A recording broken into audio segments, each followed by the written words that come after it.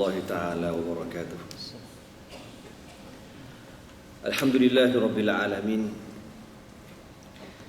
Wassalatu wassalamu ala sayyidina Muhammadin wa ala alihi wa sahbihi ajma'in. Allahumma 'allimna ma yanfa'una wanfa'na bima 'allamtana wa zidna 'ilman wa amalan mutaqabbalan warzuqna rizqan halalan katsiran wasi'an ya arhamar rahimin. Allahumma inna qad istawda'naka bima 'allamtanahu fadhhu ilaina inda hajatina ilaihi wa la tunsina ya rabbal alamin. Allahumma akhrijna min dhulumatil jahli wa akrimna bi nuril ilmi wa ahsin akhlaqana bi nuril hilmi. Wa sallallahu ala sayyidina Muhammad wa ala alihi wa sahbihi wa baraka wa sallam, amma ba'd. Alhamdulillah, bersyukur kita kepada Allah Subhanahu wa taala kerana dengan taufik dan hidayahnya dapat sama-sama kita berkumpul lagi pada petang ini. InsyaAllah kita akan sambung kembali kuliah kita berkenaan dengan sejarah dan keagungan mazhab Al-Imam Syafi'i rahimahullah ta'ala. Jadi pada pertemuan lepas saya nak cerita mukadimah tentang latar belakang keturunan Al-Imam Syafi'i.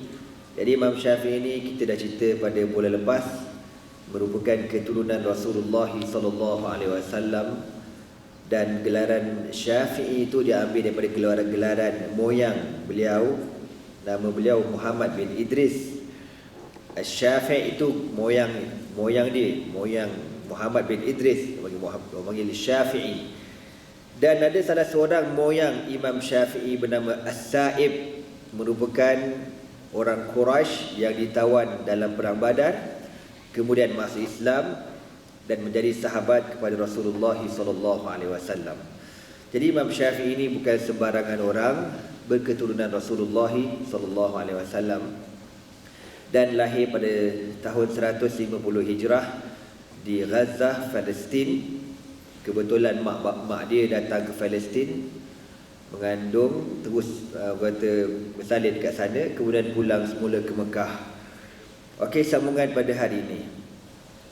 Kerajinan Al-Imam Syafi'i, Muhammad bin Idris adalah seorang pemuda yang sangat rajin dan tekun. Dia dah lah cerdik, pandai, rajin pula tu.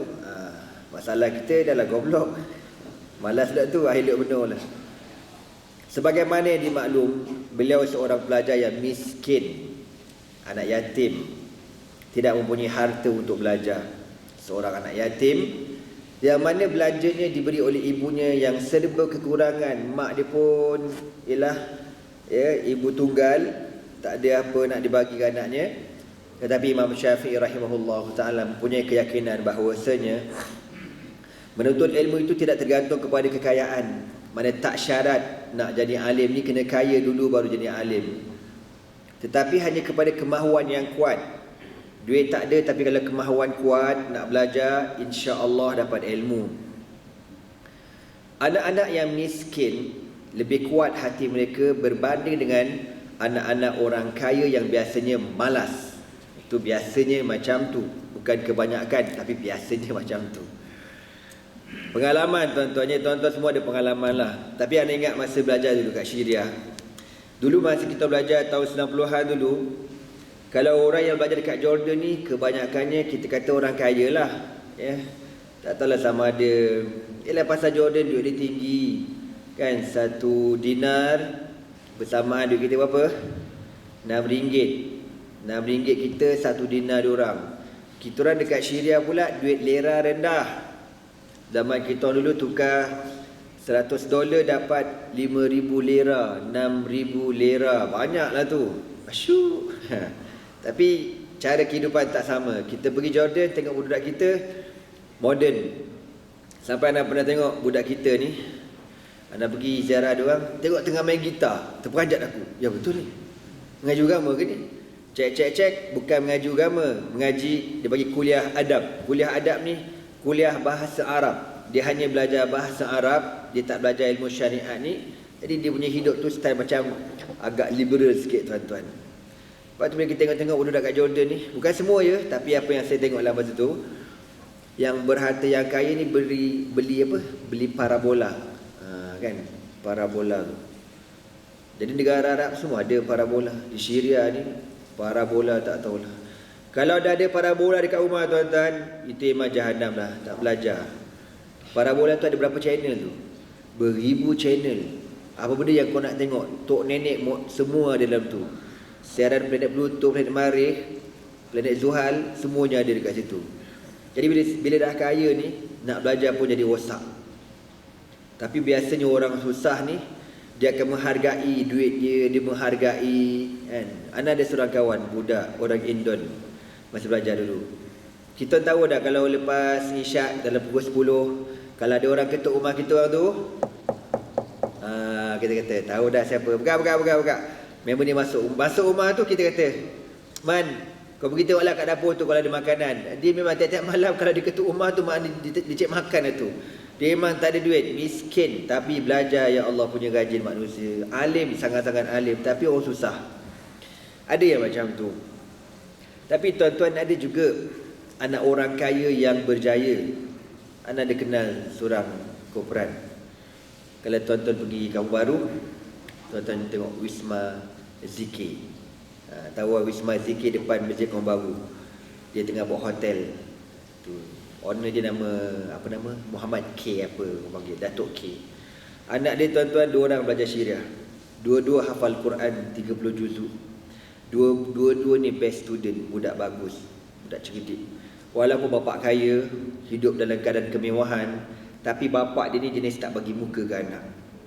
Bukan semua nak kau dapat, tak. Kau nak, kau belajar betul-betul. Kau jangan belajar main-main. Kau ingat bapak kau kaya, kau boleh dapat apa kau nak? Tak. Dia tak ajar macam tu. Tuan-tuan mungkin pernah dengar kot nama syarikat travel Zahafiz Travel. Itu owner dia Datuk juga. Nama Datuk apa benda lah, anda pun tak tahu nama dia apa. Anda panggil Zahafiz lah, Datuk. Dia ni asalnya UTK, penembak tepat, pembunuh orang. Kan? Lepas tu dia bertaubat apa semua, dia buka travel. Anak dia cerita, anak dia pun hafal Quran juga. Anak cerita, bapa anak ustaz masa UTK dulu, dia hantar anak masuk tahfiz. Orang tak percaya, anak UTK? Ya betul lah masuk tahfiz. Lepas tu bila saya tak ngapal, kena rotan, saya balik report dekat abah saya. Abah saya baru balik kerja. Dia kata, ikut abah, pergi sekolah kau. Ikut abah, pergi sekolah. Bapak dia ni kan dengan uniform UTK, tahu tak, dengan pistol jelah ketiak ni dengan bom tangan kot aku tak tahulah kan. Pergi sekolah. Ustaz tengok bapak dia tak mampulah, ini ada kena tembak, meninggal ustaz sekarang. Jadi bapak dia kata, mana ustaz yang belasah kau mana? Ni ustaz ni. Ustaz ni tuan-tuan tengok bapak dia dengan pistol kat pinggang celah ketiak ni, nak terberak dah ustaz tu. Ustaz rotan anak saya kan? Betul Datuk, betul tu tak ada Datuk lagi. Kenapa ustaz rotan anak saya?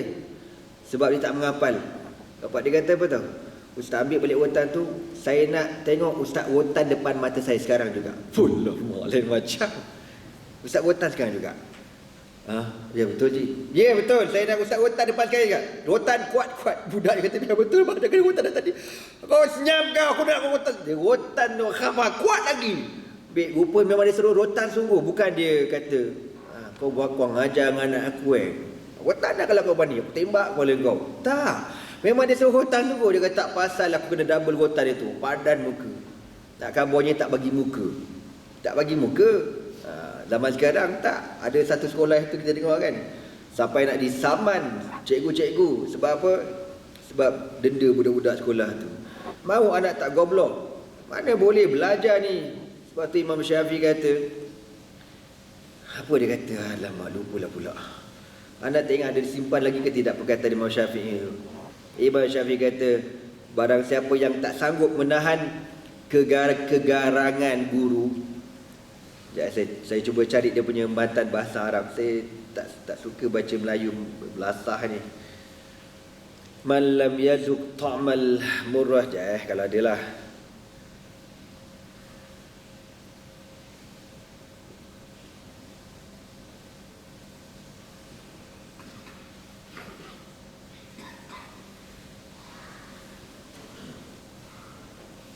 Rasanya macam dah tak ada je pun.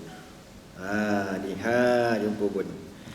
Apa kata Imam Syafi'i? Isbir ala muril jafa min muallimin fa inna rusubal ilmi fi nafaratihi wa man lam yadhuk murra ta'allumi sa'atan tajarra'a ka'sil jahli tula hayatihi wa man fatahu ta'limu waqta shababihi fakabbir alayhi arba'a li wafatihi hayatul fata wallahi bil ilmi wat tuqa idh lam yakuna la'tibara li dhatihi. Imam Syafi'i kata, isbir, sabar, ala muril jafa min muallimi, terhadap kegarangan guru kita. Fa inna rusubal ilmi fi nafaratihi, kegagalan seseorang pelajar itu apabila dia lari pada guru dia. Dia tengok guru dia garam, dia tak sabar, dia berhenti. Kan, mak bapak berhenti kan, kau cek sekolah lain. Cek sekolah yang gurunya lembut-lembut macam tu, macam sotong gitu. Kan, nak hutan pun tak boleh, nak marah pun tak boleh. Ada satu sekolah dekat Perak, anda dengar, yurannya mahal gila tuan-tuan, 500 lebih. Tapi memang syaratnya tak dibenarkan sentuh budak, tak dibenarkan. Lemak sungguh budak-budak. Kawan anda cerita dia ngajar kat situ, dia ngajar kejap apa, gaji mahal tapi sakit hati kata.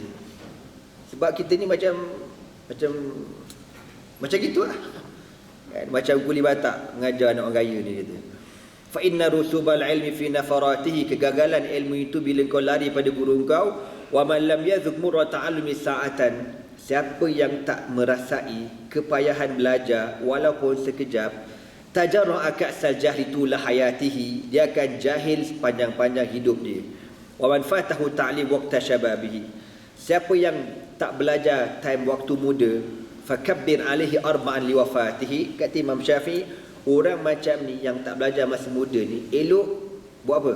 Fakabbir alaihi arba'an liwafatihi, kau takbir 4 kali takbir ke atas dia. Makna apa 4 kali takbir tu tuan-tuan? Sebagai mayat tu tak? Mana orang dia dah mati dah, tak hidup dah dia ni.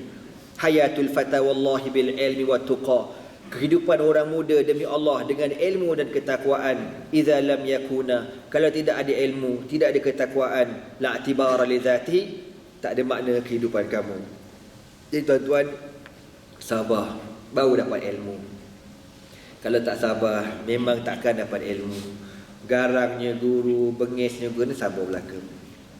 Ada dulu masa mengaji pondok, sikitlah nak cerita kan. Kita orang minum, kita kan pergi masjid jalan kaki dekat 1.5 km tuan-tuan. Masa tu dekat Kampung Kuantan, Batang Berjuntai, Kuala Selangor.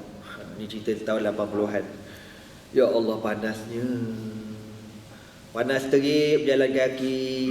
Lepas tu kita ni, ustaz kata boleh minum air, tapi minum duduk. Kita budak-budak, tahulah perangai kan, kejap duduk, kejap berjalan. Ustaz tak nampak berjalan, ustaz nampak duduk.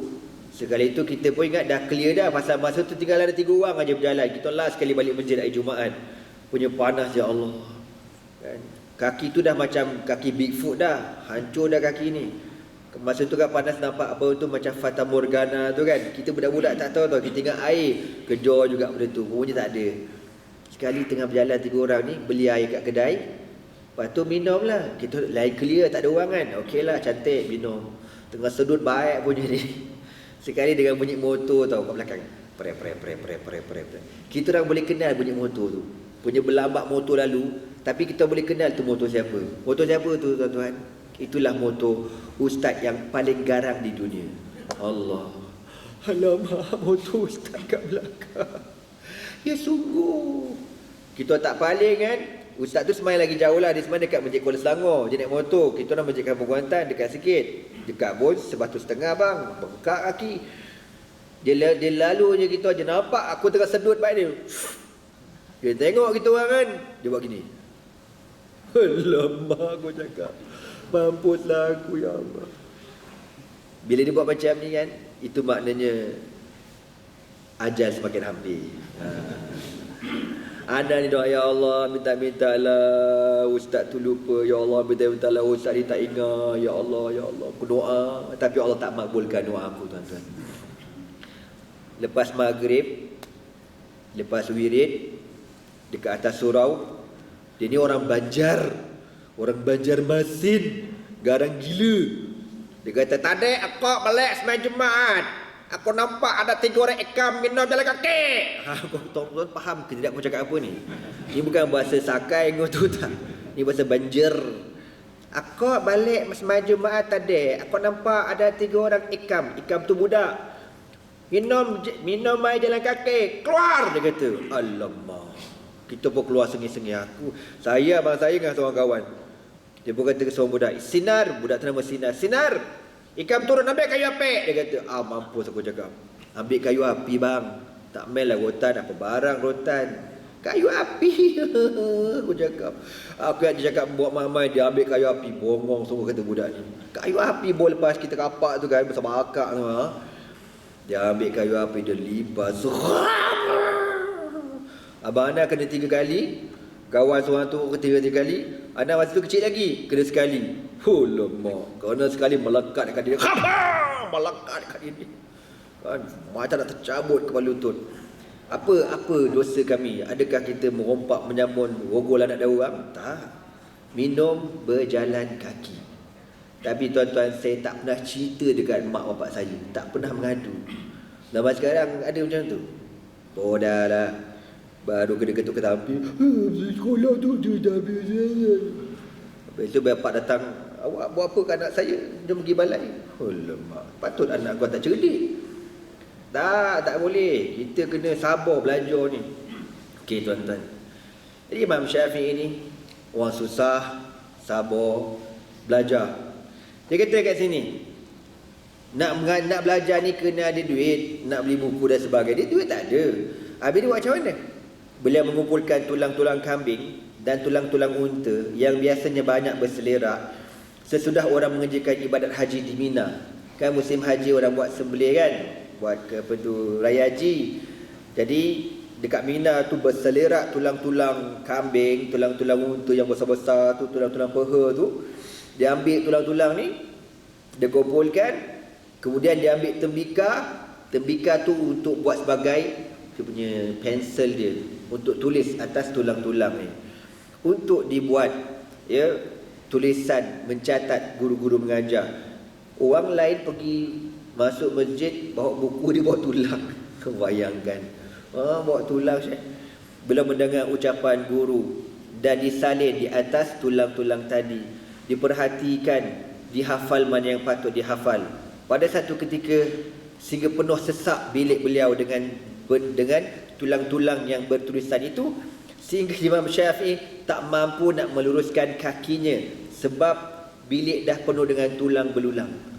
Penuhnya tulang ni pula penuh dengan catatan-catatan, dengan hadisnya, dengan Al-Qurannya, dengan subhanallah, sampai tak boleh nak lunjuk kaki. Kita kalau kat rumah tak boleh lunjuk kaki tu bukan pasal banyak begitu, pasal banyak perabot.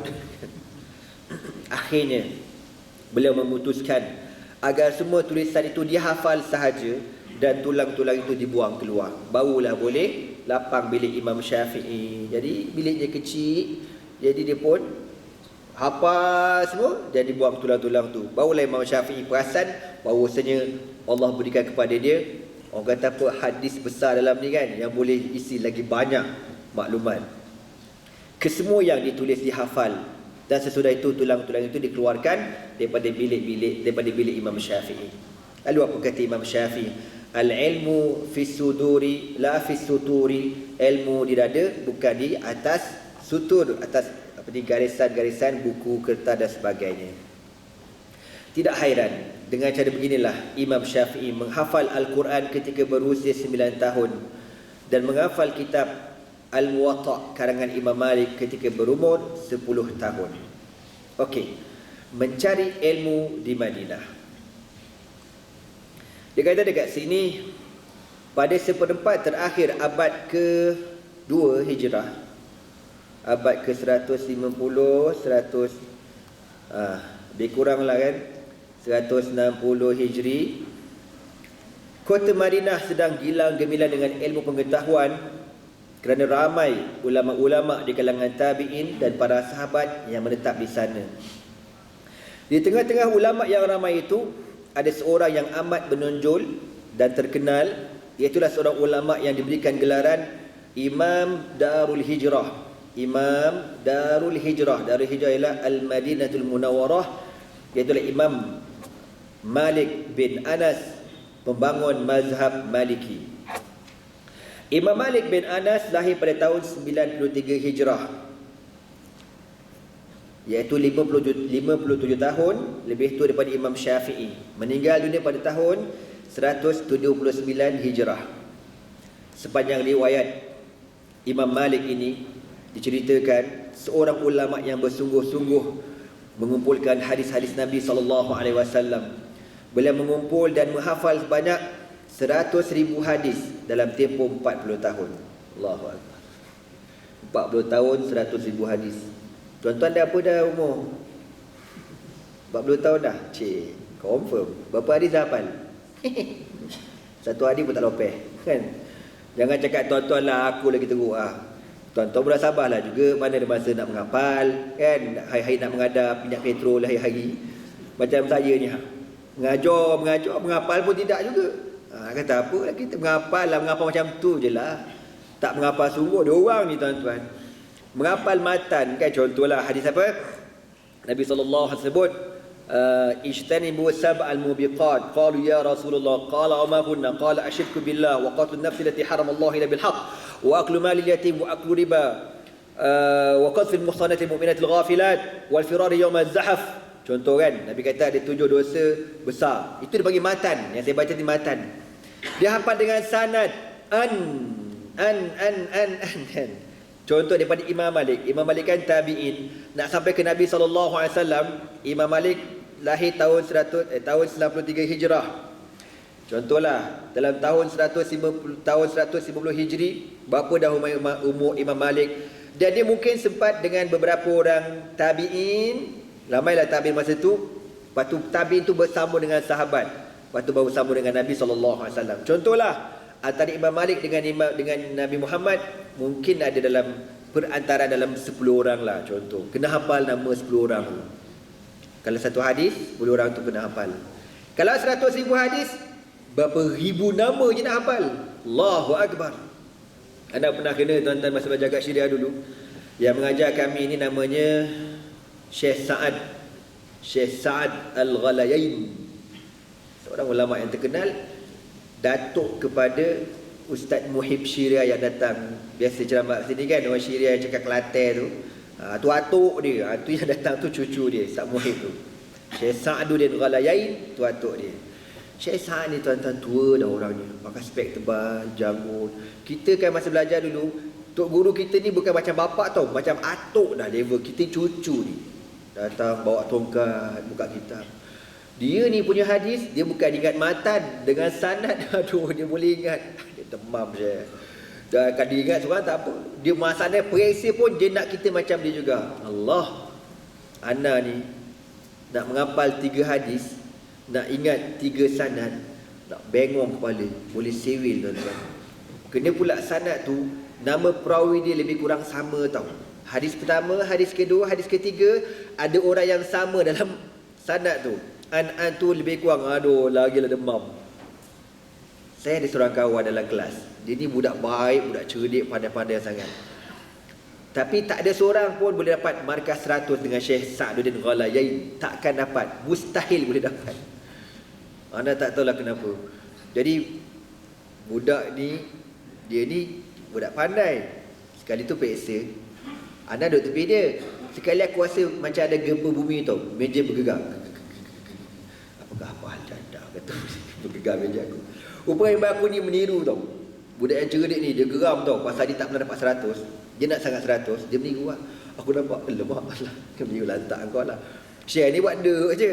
Dia kata, kali ni aku dapat 100, confirm aku dapat 100. Jawapan aku mi'ah bil mi'ah, 100% betul. Dia berhantar. Style dekat Syria, setengah-setengah guru, dia write masa tu juga. Dia write. Syekh ni pun write. Budak seronokan. Dia tulis apa? Dia tulis 90 je, tak dapat 100. Dia tak puas hati. Syekh, Lish mafi mi'ah, kenapa tak dapat 100? Syekh kata ada 3 kesilapan dalam kertas kau ni. 3 kesilapan? Hazal, jawab betul, semua betul ke? Soalan pertama betul. Dia siap buat kitab. Sama kan? Betul sama. Ada 3 kesalahan, apa dia?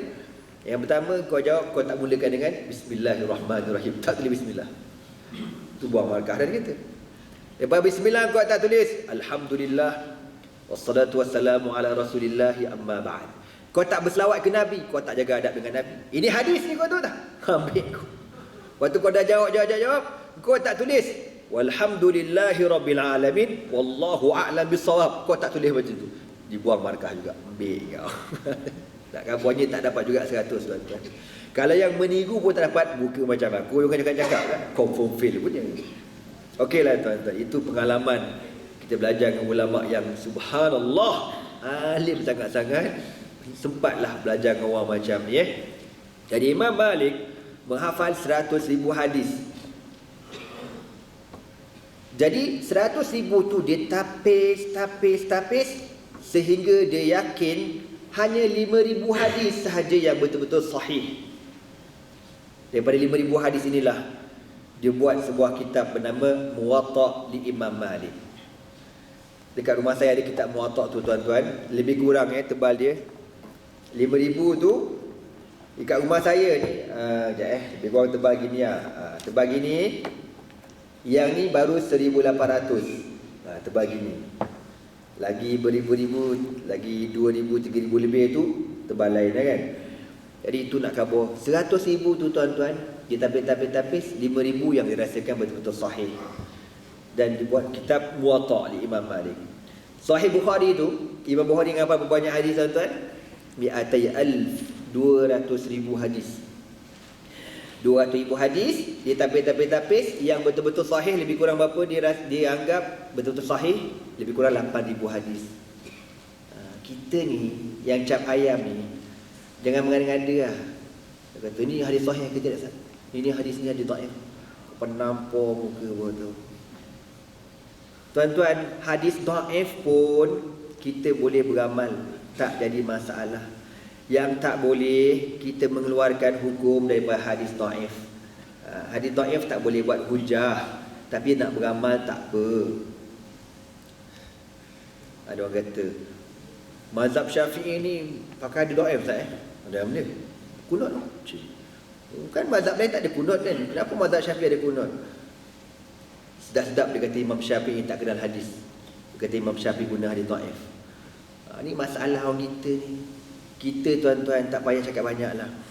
Kita tak payah sembang pasal hadis dhaif. Kita sembang pasal keadaan kita hidup zaman sekarang ni pun dah penuh dengan kedhaifan dan kepalsuan. Rezeki kita makan ni pun entah syubhat entah wallahu alam. Itu belum kau turun ke SCC, kau tengok amoy kulu-kili. Aku nak datang mengajar ni berapa banyak aku hilang hafalan, kau tahu tak? Ini bulan biasa, kalau bulan Ramadan habis yelah peringgit. Kau jangan main-main. Tiba-tiba kita nak mengata ke ulama dulu, atau aku geram sangat-sangat tu. Cubalah belajar hormat ke orang dulu. Yang zaman dia tu zaman tak ada maksiat, zaman Allahu Akbar. Susahlah nak cakap. Okey tuan-tuan. Jadi Imam Muwatta' ni mengarang kitab dia dinamakan Muwatta' li Imam Malik. Ada 3 kitab Muwatta'. Yang pertama Muwatta' Imam Malik. Yang kedua Muwatta' li Ibni Abi Dhi'b. Yang ketiga Muwatta' li Abi Muhammad. Imam Malik menamakan kitabnya dengan Muwatta'. Makna apa Muwatta'ah? Dengan makna yang dipersetujui, disepakati. Kenapa dinamakan begitu? Ulama kata kerana sebelum Imam Malik mencetaklah bahasa kita sebelum dia sebarkan kitab tu, dia bawa kitab ini bertemu dengan 70 ulama di Madinah. Suruh ulama ni cek hadis dia betul ke tidak. Dah 70 orang cek, baru dibenarkan, dicetak dan disebarkan. 70 orang. Kita buat buku ada bukan 70, seorang pun okeylah. Ada seorang ulama cek kitab kita. Malam sikit. Kita percaya ke editor cek. Editor tahu apa benda bang? Editor ejaan betul, cek ejaan je lah. Yang tahu hukum hakam bukan kerja aku, dia kata. Tu yang zaman sekarang bukankah kitab, Quran pun salah cetak sekarang ni. Kata apa? Sebab orang dulu amanah. Orang dulu buat kitab, buat karangan kerana Allah. Kita seronok, kita cepat cetak, masyhur. Al-fulus fi dunya wal manfusu fil akhirah. Kita kira yang tu je. Innalillahi wa inna ilaihi raji'un.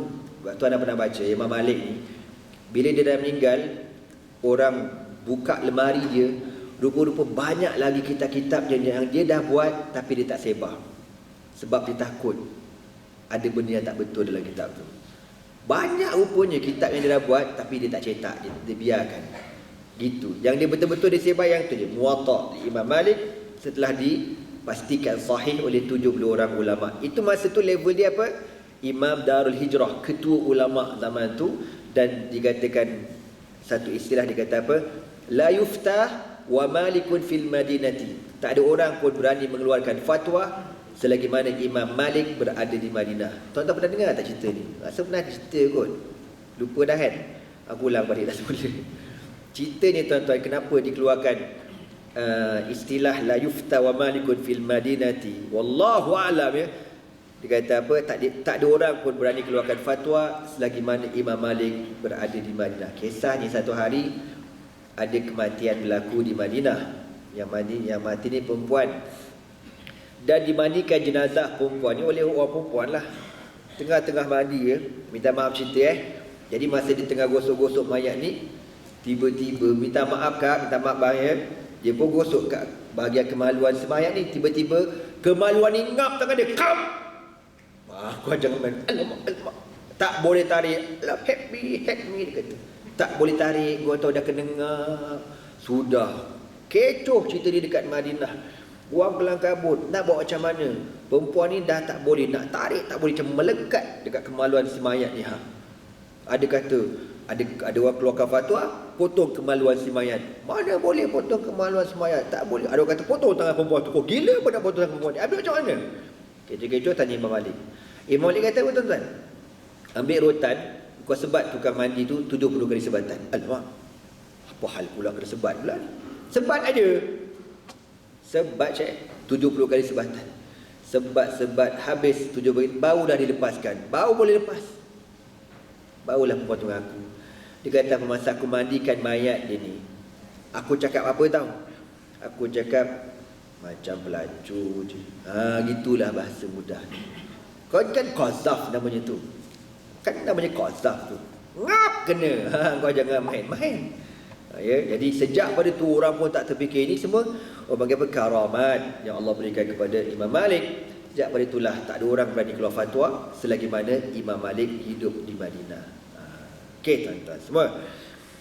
Imam Syafi'i pula amat mengagumi Imam Malik bin Anas. Sebab itu dia menghafal kitab tu dan dia nak sangat bertemu dengan Imam Malik. Beliau ingin mengambil ilmu dengan Imam Malik daripada mulut ke mulut, yakni bertalaqi, berhadapan. Maka Imam Syafi'i meminta izin kepada gurunya bernama Muslim bin Khalid Az-Zinji untuk pergi ke Madinah bertemu dengan Imam Malik untuk belajar di sana. Imam Syafi'i berangkat daripada Mekah ke Madinah pada tahun 170 Hijrah dengan menaiki kenderaan unta menumpang rombongan. Perjalanan makan masa berapa lama? Perjalanan memakan masa selama 8 hari 8 malam. Untuk belajar ni 8 hari 8 malam. Kita baru hantar anak pergi belajar dekat timur, kat utara pun jauh. Apa hantar anak? Berapa hari perjalanan je? 5 jam. 5 jam pun dah. Ini 8 hari kau tu tak? Bengkak bontot naik unta. Ni 8 hari ni dia kata apa? Membawa surat daripada gurunya Muslim bin Khalid untuk diberikan kepada Imam Malik bin Anas. Selama perjalanan 8 hari 8 malam dia kata kat sini, Imam Syafi'i rahimahullahu ta'ala sempat menghatamkan Al-Quran sebanyak 16 kali. Allah. 8 hari 8 malam menghatamkan Al-Quran sebanyak 16 kali. Maknanya sehari 2 kali khatam. Sekali waktu siang, sekali waktu malam. Kita boleh? Boleh belah. Kita khatam juga, khatam grup WhatsApp. Habis satu grup lain pula. Lepas tu masuk grup lain pula. Aduh, itulah kecil. Lepas tu dah penuh handphone, buang grup lain pula. Allahu Akbar. Kadang-kadang teringin rasa kan nak hidup zaman tak ada WhatsApp tuan-tuan. Lagi bahagia rasa hidup ni.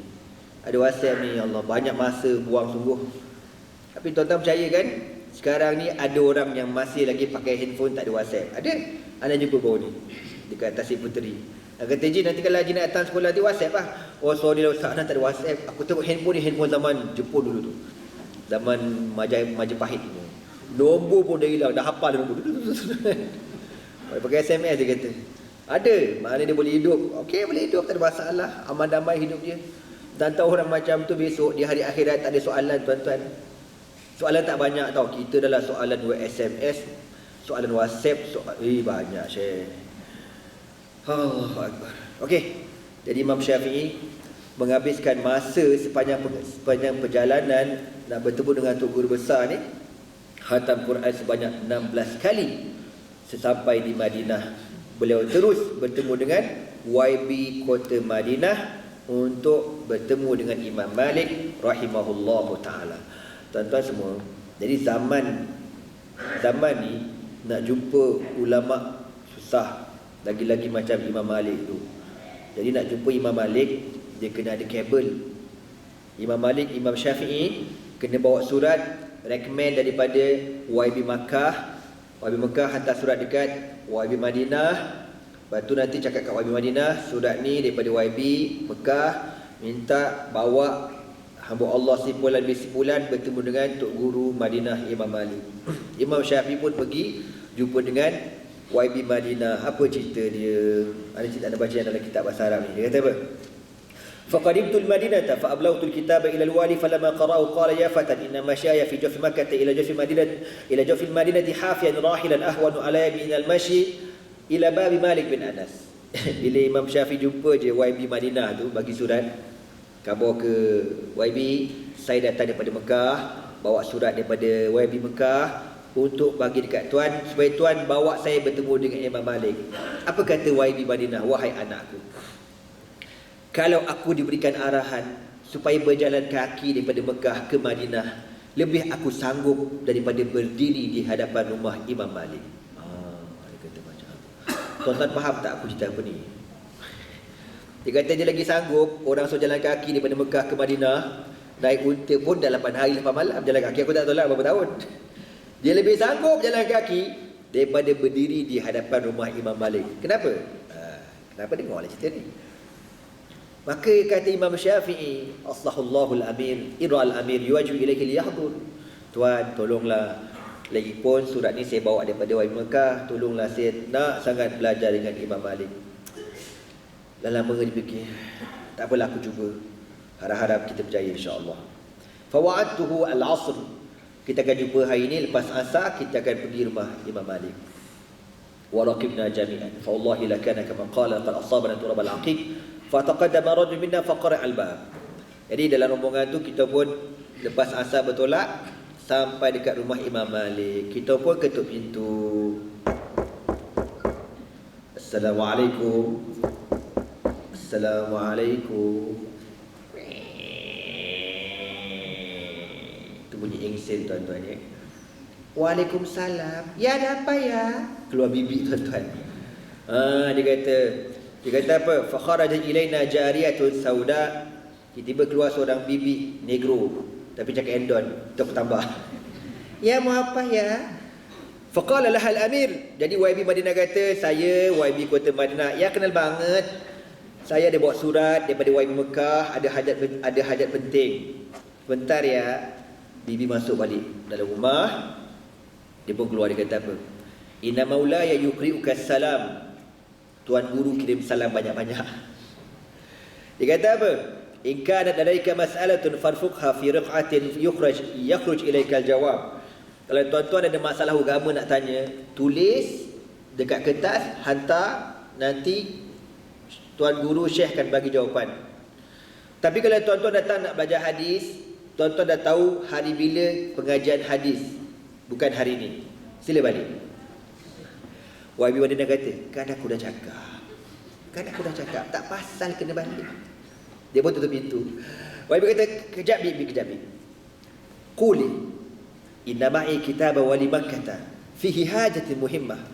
Bi, tolong sampaikan hajat, cakap dekat tuan guru, ada benda penting sangat ni. Benda penting. Sebentar ya. Dia masuk. Tak lama kemudian dia pun keluar bawa kerusi. Tetamu tak masuk dalam rumah ni, kau tahu tak? Duduk kat depan tengah panas dia. Dia letak kerusi depan pintu. Depan pintu letak kerusi. Faiza bimalikin qad kharaj. Maka tak lama kemudian Imam Malik pun keluar. Wa alaihi mahabatul waqar wa huwa shaykhun tawilun masnunul lihyati. Fajalasa wa huwa mutatalisun farafa ilaihi wali kitab. Dia keluar-keluar, kita tengok pun semua dah geruna. Imam Malik ni orangnya tinggi orangnya. Kalau keluar tu smart sangat, pakaian handsome, janggut kemas dengan jubah dengan serban handsome, wangi semerbak. Dia pun duduk atas kursi. Kata ada apa? YB ketok-ketok je. Ini ada surat. Dia baca-baca kata apa? Subhanallah. Awasara al-ilmu Rasulillah yuraz bi akhaz bi rasail. Tak pasal YB kena marah. Subhanallah. Sejak bila nak belajar agama kena pakai surat-surat ni? Siapa ajar kau? YB kata, kan aku dah cakap, aku kena juga ni. Dia kena marah Imam Syafi'i senyap kat belakang. Sejak bila siapa ajar macam ni? Nak belajar datang kelas aku. Hari Selasa datang. Bila dah kelakar buat jam tu, Imam Syafi'i beranikan diri dia. Pergi, Assalamualaikum. Ya Syekhana, ya Imamana, ana Muhammad bin Idris. Imam Syafi'i perkenalkan Muhammad bin Idris. Imam Malik tengok dia. Min aina anta? Min ayyi qabilatin anta? Daripada kabilah mana? Min qabilati Bani Abdul Muttalib. Kabilah Bani Abdul Muttalib. Mana kabilah Rasulullah sallallahu alaihi wasallam. Dia tengok je buku Imam Syafi'i, dia kata tahu. Ya fatan, inna Allah ta'ala qad alqa ala qalbika nuran fala tudfi'hu bil ma'siyati. Fa idza ja'aka al-ghad taji'u mustahiban ma'aka ma taqra bihi. Dia kata ke Imam Syafi'i, wahai orang muda, nama apa kau? Muhammad dia, daripada kabilah Abdul Muttalib. Wahai orang muda, Allah Ta'ala beri kepada kau ilmu, maka jangan sekali-kali kau padamkan ilmu itu dengan maksiat kepada Allah Ta'ala. Besok datang jumpa aku. Dia tengok tu, dia boleh detect, dia boleh scan tuan-tuan. Kau jangan main-main. Kalau muka macam aku dia pergi awal-awal reject lah. Dia tengok muka Imam Syafi'i, dia kata apa? Kau ni Allah akan beri ilmu kepada kau, jangan kau padam ilmu tu dengan maksiat. Besok datang belajar. Masa kita kat Syariat ada satu mahad ni tuan-tuan, cara pengambilan pelajar macam tu. Level dia. Kita orang takut pergi kat mahad tu, kita masuk seorang-seorang kan. Kita ni dah standby berapa macam cakap Omar kan. Dah test semua i'rab, grammar semua, takut tanya. Bila masuk kan dalam bilik saya tengok je. Tafadhal. Tu keluar. Minggu depan dapat jawapan, lulus ke tak lulus. Dia main